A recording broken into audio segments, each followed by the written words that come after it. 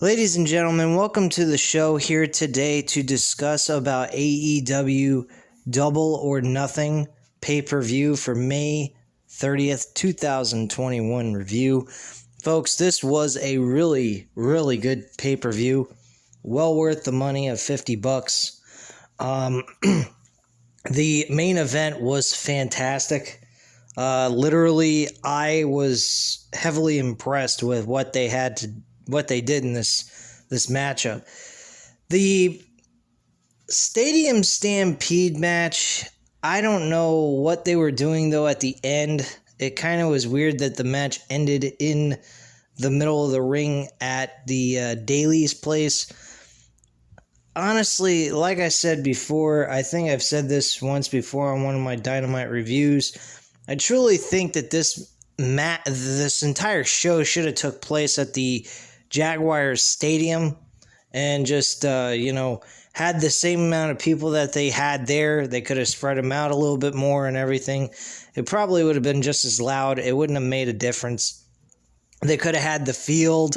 You would have seen the guys coming down from the fucking top of the scoreboard, which was unbelievable. Those guys are fucking crazy. The cable could have broken. They could have fell to their death for all we know.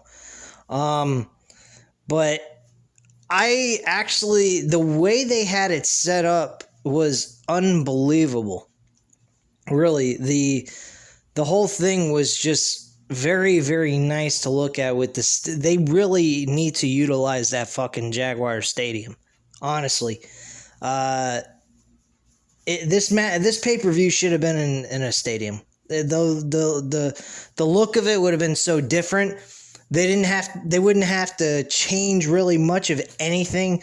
You could get rid of the field goal posts and all that shit, but they could have left the entire stadium exactly the way it was. Have the grass on the outside of the ring. You could have had the scoreboard be the entrance video for each one of the wrestlers' entrances and all that shit on that big screen. I mean, it would have been fucking great to look at and a nice scenery. Definitely different than what we've been getting from the Daily's place. But with the fans being there, it helped that pay-per-view out a lot. I mean, a lot. It made the pay-per-view 10 times better than probably what it seemed. Because some of these matches, I didn't care for. Not a lot of them I didn't care for. I mean, there was like 2 or 3 matches I could have cared less about that really didn't belong. For example, Hangman Page and Brian Cage was a great opener, but they could have made this as like an episode on Dynamite as like the main event or something. Cody Rhodes and Anthony Ogogo most definitely did not belong on this pay-per-view. That match was a complete disappointment. This guy Anthony Ogogo needs to go away. Big time. He's not exactly cutting the mustard, in my opinion. Miro and Lance Archer for the TNT Championship was a nice, grueling matchup. This could have been on Dynamite as a main event to a Dynamite episode like they did with Darby Allin many a times. That would have been another match they could have thrown off this pay-per-view. It didn't have a good build either. It didn't have enough time to build, even. That really didn't belong. Sting and Darby Allin versus Scorpio Sky and Ethan Page. I was okay with that match being there. But those 3 matches, Hangman Page and Brian Cage, I'm not totally against the Hangman Page, Brian Cage being the opener to the pay-per-view. It wasn't a bad match whatsoever. I'm not denying that. But it didn't have that pay-per-view-like feel. But it was a good placement to put this match as the opener to kickstart the show. So I'll give them that. But yeah, Cody and Anthony Ogogo and the TNT Championship could have been done without, most definitely. The Hangman Page and Brian Cage match, that match is kind of in between. Like, you could have left it there, you could have taken it off the card. It really wouldn't have made a difference to me.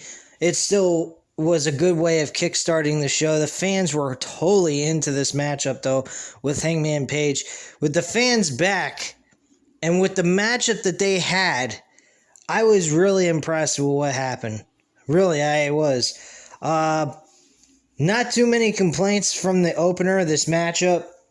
But the pre-show match, Serena Deeb faced Riho for her NWA Women's Championship. Riho lost this match, thankfully. I am glad of that. So Hangman Page and Brian Cage are the ones starting off this show. And I got to admit, very good matchup. Like I said before, the fans were heavily into it. Hangman Page was being cheered like nobody's business. Brian Cage had the opportunity to cheat in this matchup. Hook, fucking Ricky Starks, and Will Hobbs were all trying to get Brian Cage to cheat in this matchup, and he refused to do so. He ends up going ahead and refusing the help. He gets mad at Ricky Starks at one point, and Hangman Page ends up hitting his buckshot lariat for the pinfall and the 1-2-3, and walks away victorious. So, very good ending to that match. Let me just double check though on that, how he won the match, because I'm not sure if he won by a buckshot lariat or a fucking Deadeye finishing maneuver that other finishing maneuver he uses. Just give me 1 second. Trying to remember what the hell he did to win the match.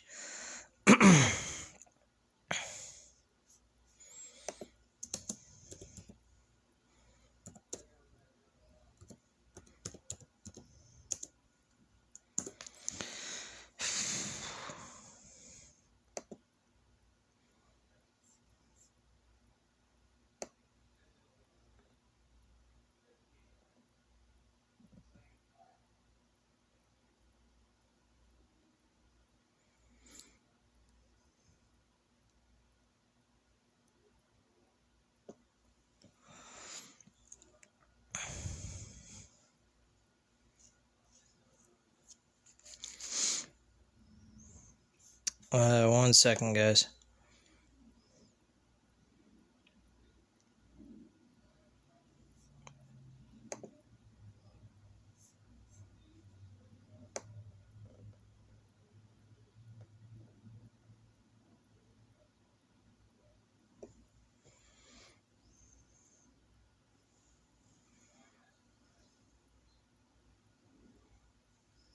Yeah, he gets hit with a buckshot lariat and walks away victorious with that match. So, yeah, this match was a great matchup. A very good match. Personally, I give it a 3.5 out of 5 stars. The fans were heavily into it with both of these guys, most definitely. Booing Brian Cage all the way, cheering Hangman Page all through this entire matchup, saying cowboy shit. It was so great to hear fans actually in the stands cheering and booing the wrestlers in the middle of the ring. It was one of the biggest factors to this pay-per-view, most definitely. So, next match after that was the Young Bucks. Matt and Nick Jackson defending their tag team titles against Jon Moxley and Eddie Kingston. Folks, if you thought for a moment Jon Moxley and Eddie Kingston were going to win the tag team titles, you got to be out of your goddamn mind. Really. I didn't think for one solitary second Jon Moxley and Eddie Kingston were going to win the tag team championship at all.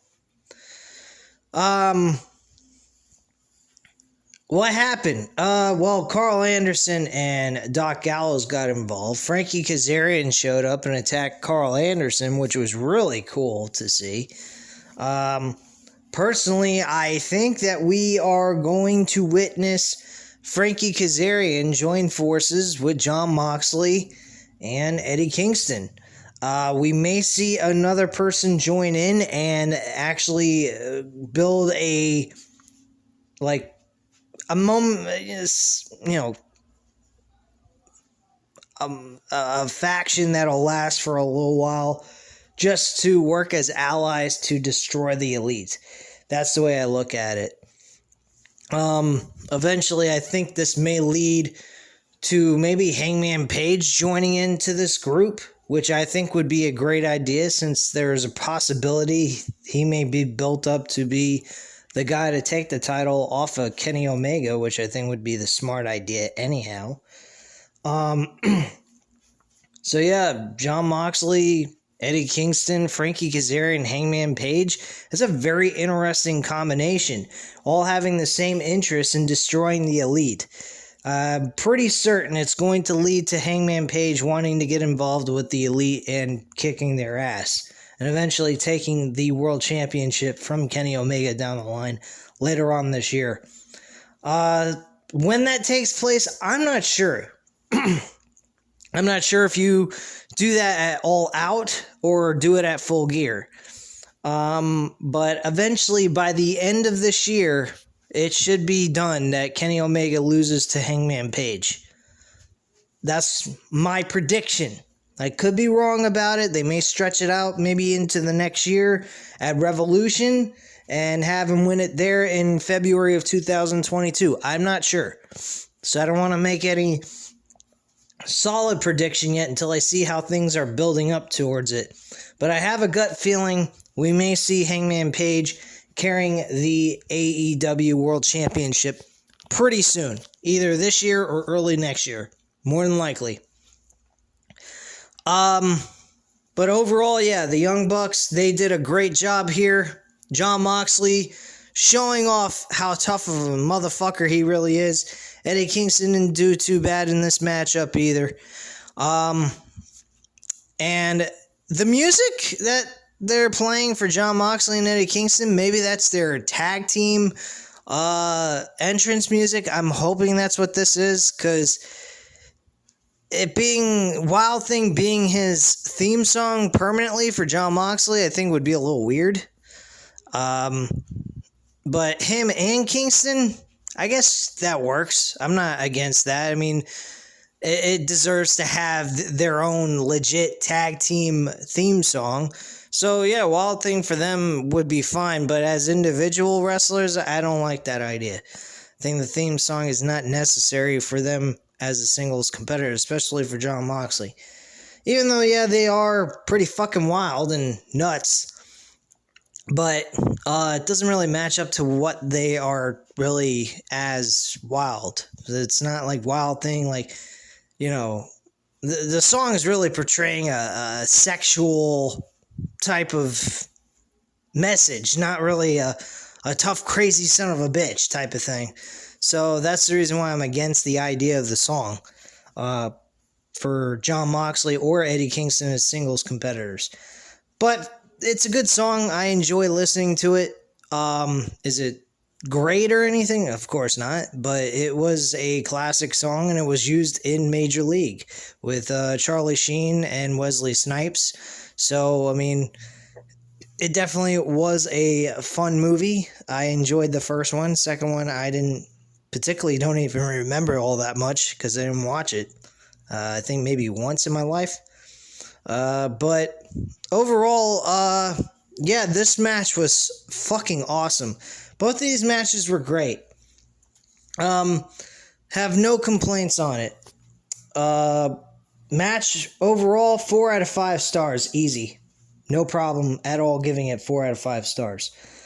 Jungle Boy actually ends up winning the Casino Battle Royale. Yes, folks, you got that correct. It wasn't Christian Cage. Christian Cage was at the end of this Battle Royal. He was the last one eliminated from the match.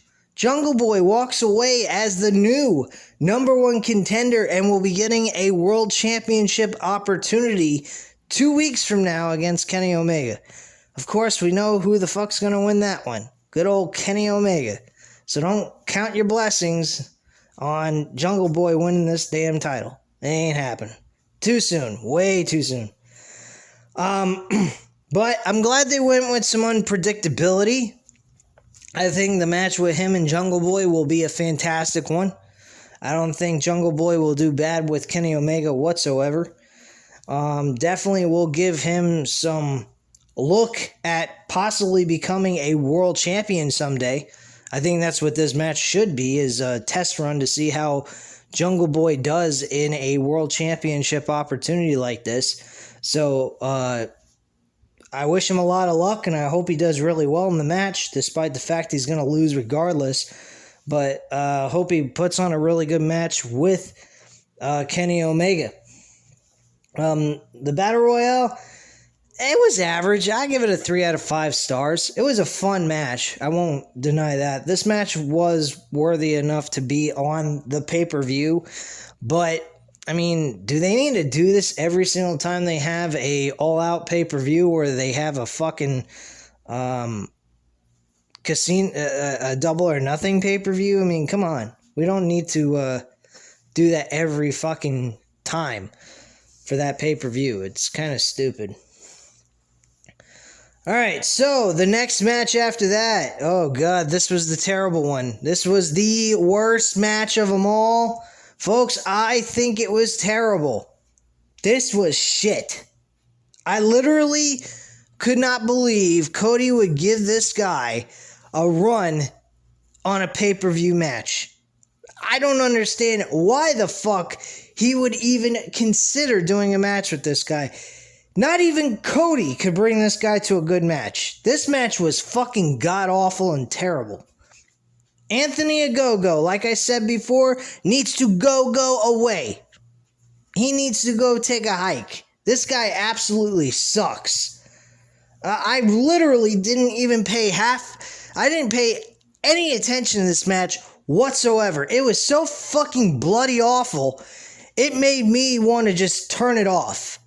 It was that fucking bad. It didn't even belong on a Dynamite episode. This match was so fucking bad. It didn't belong in the main event of Dynamite. It didn't even belong as a co-main event. It belonged as a fucking opener to Dynamite, because this match absolutely sucked. This was a complete waste of everybody's time. This is the one match I will bitch and moan about and rant on throughout this entire video. This was a terrible match. I don't even give it 2 stars. I give it 1.5 stars. Fucking terrible. Not because Cody Rhodes did bad, but this guy Anthony Ogogo is boring.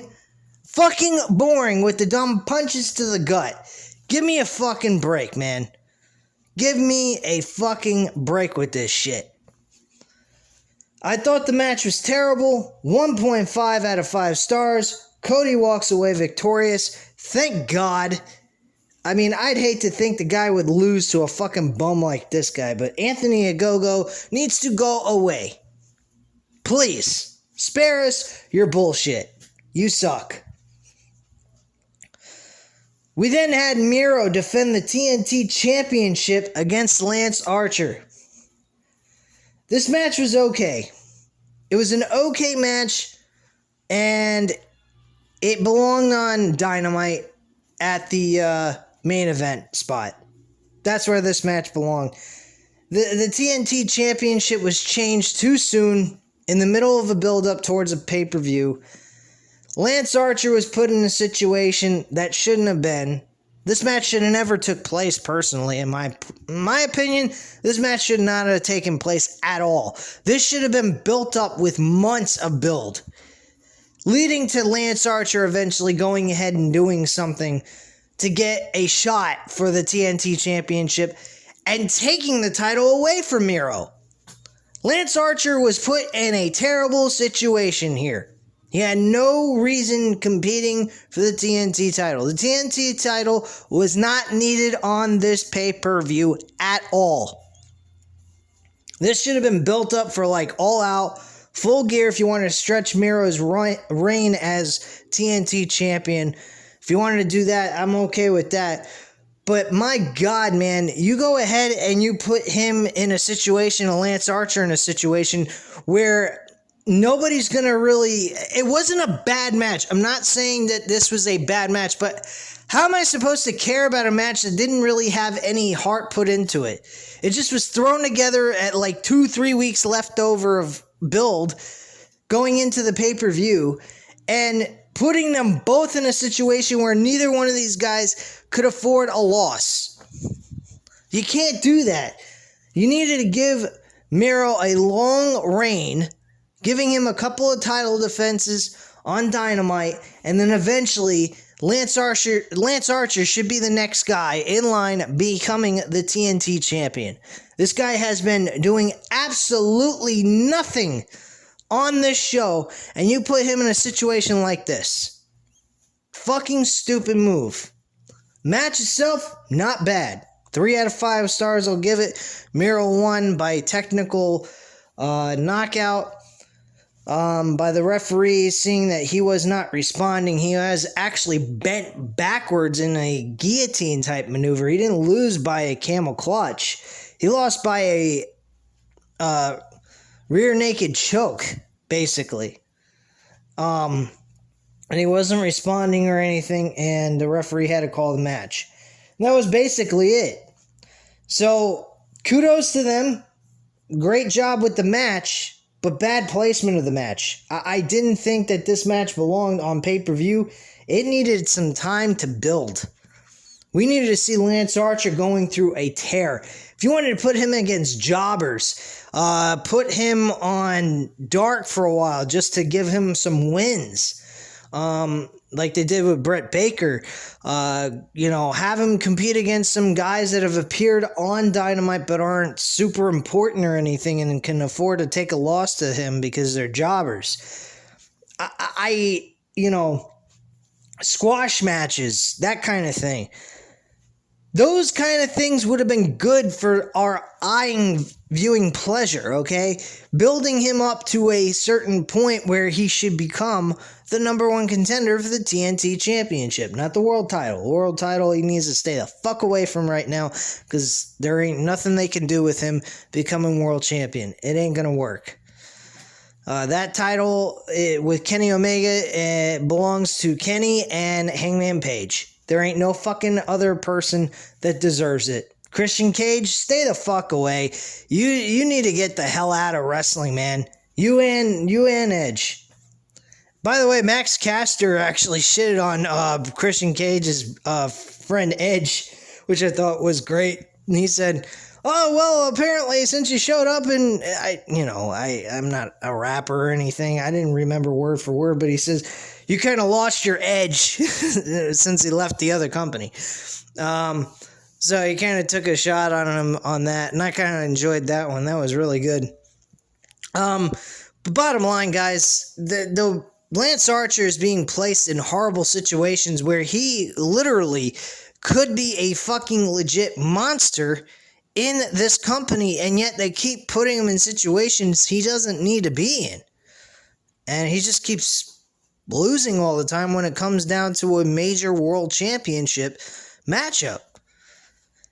I don't get it, guys. I really don't. But match wasn't terrible. It was a good match. Was it pay-per-view quality? I wouldn't say it wasn't that bad. I think it was worthy enough to be in the mid-card of the pay-per-view. But it didn't have the right build. That's the reason why this match did not belong on the pay-per-view. Not because the match was terrible or wasn't pay-per-view quality. This match did not have enough build going into it. The only build you had going into it is it was good enough for a Dynamite episode on the main event of the episode. That's it. That's all you really had for this. So that's the reason why I'm shitting all over it. Dr. Britt Baker ends up beating Hikaru Shida for the Women's World Championship with a submission hold. She ends up putting the jaw lock in and ends up winning the title in a very long, dragged out, but decent match. Very decent match. This was not bad. This was a really good women's match. Probably one of the better ones that we've seen in AEW in quite a while, since they've been around since 2019. Very impressive stuff by both women. Thankfully, Britt Baker walks away the champion. She ends up hitting a curb stomp on the fucking championship like she did on Dynamite, and then placed in the lockjaw eventually later on in the match, which wasn't that far away after that curb stomp.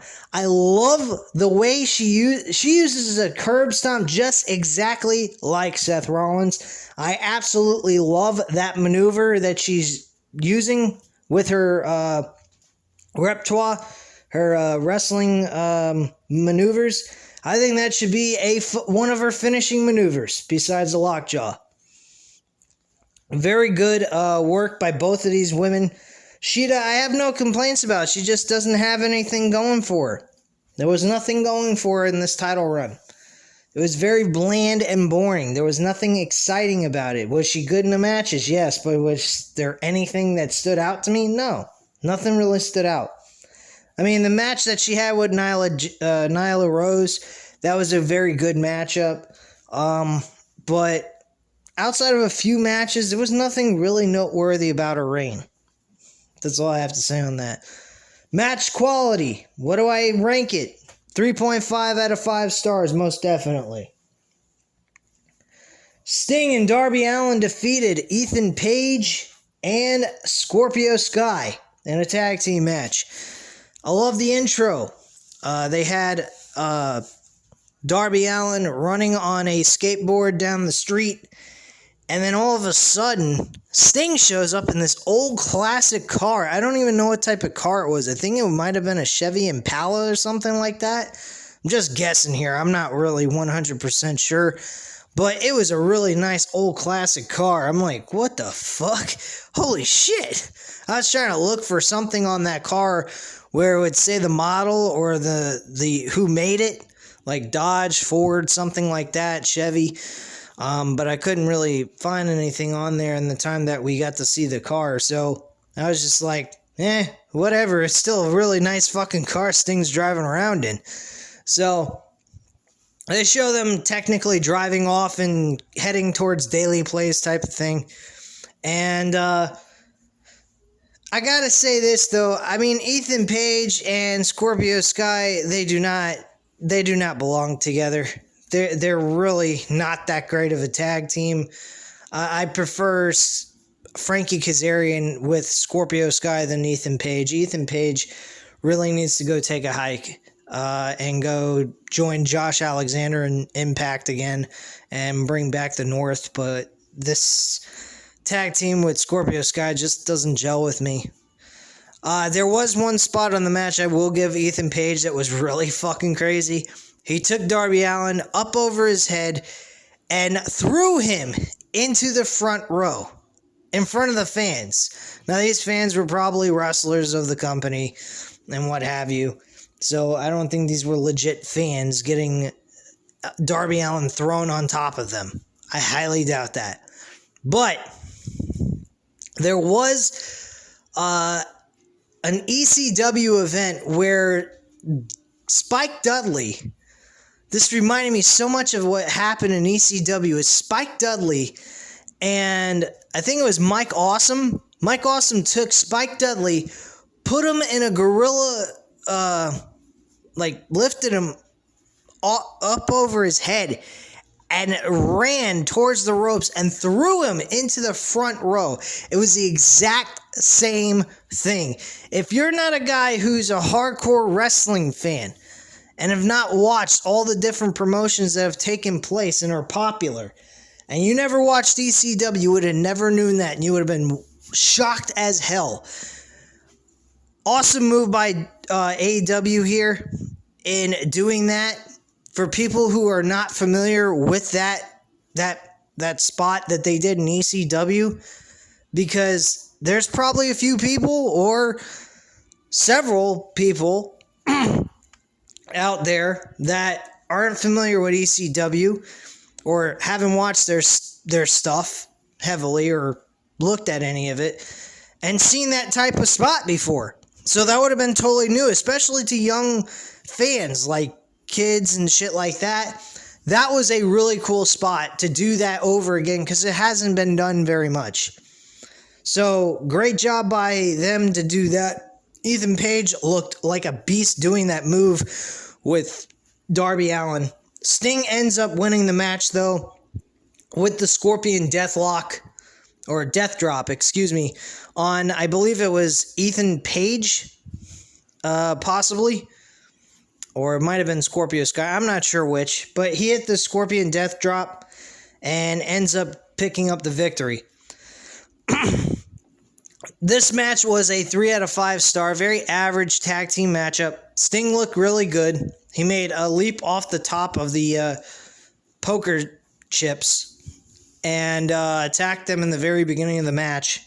Thought that was a really nice spot. Fans were chanting, "You still got it," to Sting. And overall, that wasn't a bad match. It was a nice pay-per-view matchup that they added to this card, and I think it did well. It wasn't bad. Kenny Omega defended the World Heavyweight Championship in a triple threat match against Orange Cassidy and Pac in a triple threat. This was a great matchup, folks. A fucking great matchup, and it made me want to... I swear to you, if I was there, I would have wanted to jump over the fucking barricade and beat the shit out of Don Callis. I don't want to kick the fucking shit out of Don Callis for screwing Orange Cassidy out of that world championship. It was, I know I'm acting like kayfabe here, I shouldn't be flipping out over it, but my God, man, he really was acting like a pest. He was pissing me off, and he did it so fucking good, and I'm just like screaming at the screen and saying, "You fucking asshole, you screwed Orange Cassidy," and I'm just going along with the show. I'm just playing like I'm part of it, and I'm having a good time. I know it was part of the show and everything, but I was so hyped into this. Orange Cassidy and Pac looked so great in this match. Even with getting screwed, they looked great. It was amazing. Orange Cassidy came very, very close of winning this world championship, and people were pissed. They were fucking mad as hell. They literally used every championship. Don Callis and Kenny Omega used every single championship that Kenny Omega owned, from the AAA promotion in Mexico. They used the TNA Championship, the Impact World Championship, the AEW World Title. I mean, they used every fucking World Championship he owned and beat the shit out of Pac with it. Orange Cassidy hit several Orange Punch maneuvers. It was Superman punches, and he was connecting on a lot of those shots. I mean, he was great in this match. Eventually, Don Callis kind of distracted the referee while he was counting, and out of nowhere, with just a split second, Kenny Omega rolled Orange Cassidy over in a crucifix and got the 1, 2, 3 and walked away as victorious. Now, for anyone that does a crucifix in this situation, with how close this match was, I can understand why you would do this. This was a great setup for that move. But a lot of times, like in WWE, they do schoolboys, small package, and crucifix on every fucking match they do, except for pay-per-views. The pay-per-views, they actually have them do the fucking finishing maneuvers, which I think is absolutely terrible. But here, this was a legit ending that I think was the right way to go. He was extremely close to losing this fucking belt, regardless of the fact that Don Callis was helping him at the end of this match. This is a fucking great match. Very good matchup. My rating on it, a 4.5 out of 5 stars. Most definitely. I would say a 5 out of 5, but there was just too much shenanigans going on in this match that it kind of dropped at a half a point. But if there was less of that going on, and it was just a small portion of it near the end, I would have been like, this is a 5 out of 5. This was a really good match. It was still a really good match, regardless of how much shenanigans were going on with Don Callis and Kenny Omega, but it still was a great match. Alright, so the main event was the Inner Circle with Chris Jericho, Jake Hager, Sammy Guevara, and Santana Ortiz going up against the Pinnacle, which is MJF, Wardlow, Shawn Spears, Cash Wheeler, and Dax Hardwood with Tully Blanchard. This Stadium Stampede was a fun one to watch. I had a lot of fun watching it. It's kind of moved into the Daily's place. I think they probably were just doing that to give the audience something to watch at the end of this matchup so they wouldn't have to sit and look at a screen the entire time. Sammy Guevara, though, picked up the victory over Shawn Spears and won the match for the Inner Circle. Throughout the entire matchup, though, they were doing a lot of damage to the Jaguar Stadium from the inside. Outside, they didn't really do a whole lot. The very first, last year's Stadium Stampede actually was a lot more like Stadium Stampede than this one. This one was more like a street fight. This was like taking place everywhere and anywhere. It was taking place in a conference room in the Jaguars Stadium. You had Urban Meyer there helping Chris Jericho out with MJF, giving him items to hit MJF with. Jericho and MJF stole this fucking matchup, man. These two are fucking, friends or foe. They are great together. These guys are fucking off the chain, the way they act with one another. They're fucking nuts. He took one spot. Jericho took fucking MJF, placed him up against the wall, and stapled a couple of cue cards, I think you could call it that, cue cards, on his skull, and then yanked it off his head. I'm like, what the fuck? And he literally had it sticking to his head. I don't know if the staples were really in his forehead or not. I hope not. That would have been fucking painful. They may have had something on the back of the thing to stick it to his skull or whatnot so it'll stay. I'm not sure, but that if that was the case, he really took staples into the forehead. That would have hurt like a bitch. But anyway, Jericho was and MJF stole this matchup. They were the best thing on the entire show. In this match, I mean. Another thing that took place, MJF was about to take a fucking hammer. And why there was a hammer in a conference room, I have no idea. But he literally was going to take a hammer and slam it right on his busted up hand where he injured it during the Blood and Guts match. And I'm just like, what the fuck? Holy shit. That's fucking sick. And he missed him and moved his hand out of the way so he wouldn't get his hand crushed by a fucking hammer. Thank God that didn't really happen. That would have hurt like a motherfucker. But yeah, Jericho was doing a lot of stuff with MJF. Those two were fucking great.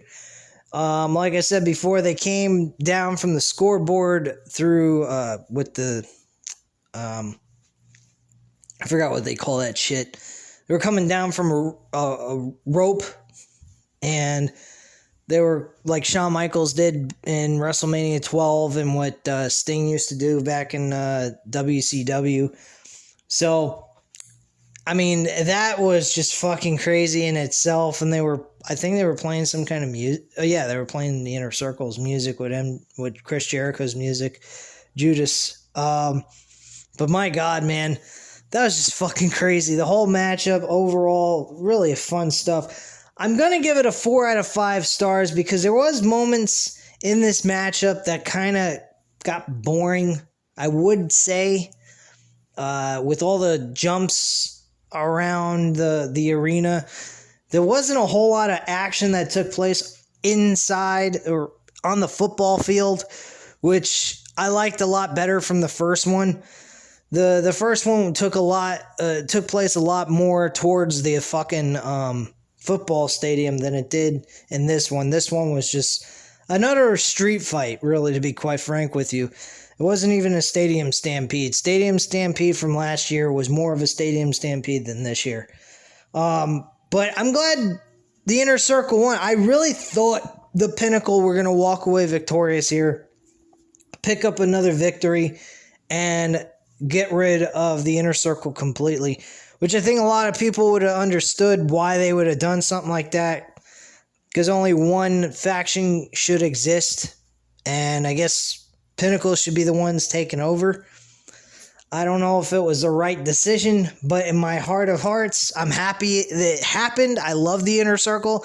I don't want to see them break up. They are the best thing in AEW. Probably the best thing in professional wrestling right now. Pinnacle taking place, I didn't particularly like. I mean, they're not bad. They're like an old school faction. They remind me of like the Four Horsemen type of thing. Tully Blanchard makes it look like that too. There was one spot where Conan was actually at the during this matchup. He was actually shown in the screen in one of the segments where Ortiz and Santana are having a drinking contest with Dax Hardwood and Cash Wheeler with some alcohol. And they were going to drink some hard liquor. And Conan's standing there by the fucking DJ section, and he's playing the fucking music while they're drinking. And for whatever reason, during that point in time, though, you see them beating the shit out of complete strangers that are sitting around, just sitting at a bar, just trying to have something to drink and enjoy themselves, and they're beating the shit out of them for no apparent reason. Really fucked up shit. But at the end of the day, the match was fucking fun as hell. It was a really fun match. And again, Sammy Guevara picked up the victory for his team. They walked away victorious, and Inner Circle still exists at this point. So, at this time, guys, there's nothing more for me to have to discuss about this pay-per-view. You've heard everything I had to say about it. Leave your comments and opinions down below. Let me know what you guys thought of this pay-per-view. Hit the like button if you liked this video, and hit the subscribe button if you're not already subscribed to the channel. And I thank you very much for watching. Have a great night, guys, and I'll speak to you later. Bye.